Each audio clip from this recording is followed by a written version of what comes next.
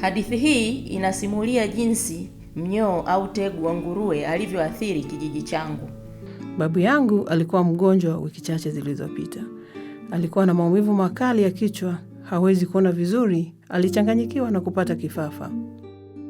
Tulimpeleka hospitalini mara moja. Daktari alimtazama na kumpima. Kisha tukawapiwa kwamba babu ana dalili za ugonjwa unaosababishwa na tegu wa nguruwe.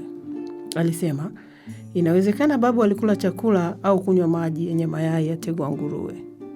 Dalili za ugonjwa huu ni kuumwa sana na kichwa, kuchanganyikiwa, kifafa, kukata tamaa na vilevile kuwa na moyo hafifu.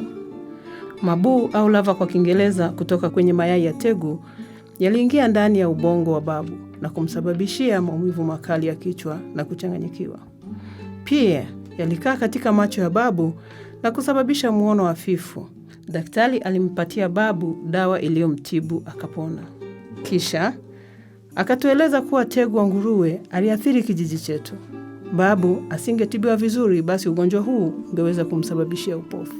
Mayai ya tegu ni madogo sana na hatari, hayawezi kuonekana kwa macho kirahisi mpaka utumie darubini.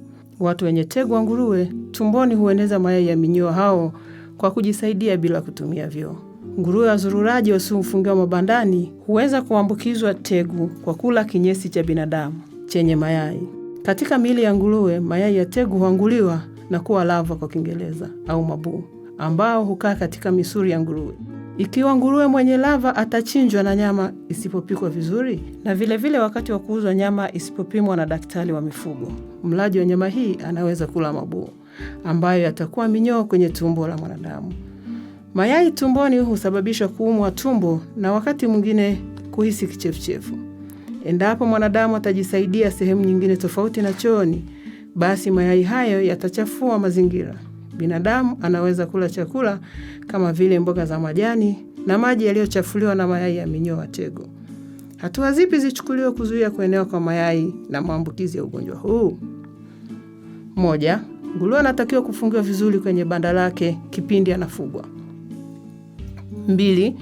Nyama inatakiwa kupimwa vizuri. Nyama hiyo pia inatakiwa ipikwe vizuri kwa ajili ya matumizi ya binadamu. 3. Kujenga na kutumia vyoo itasaidia utunzaji wa mazingira na kuwa katika hali ya usafi. 4. Kunawa mikono baada ya kutoka chooni na kabla ya kula chakula mara kwa mara. Na mwisho, kusafisha mboga na matunda kabla ya matumizi kwa binadamu. Wananchi wa kijiji chetu walihamasishwa kuzingatia usafi wa mikono baada ya kutoka chooni na kabla ya kula. Pia nguruwe hufugwa kwenye mabanda. Tuliamua kijiji chetu kiwe salama. Tafadhali eneza ujumbe huu ili na wewe pia kijiji chako kiwe salama.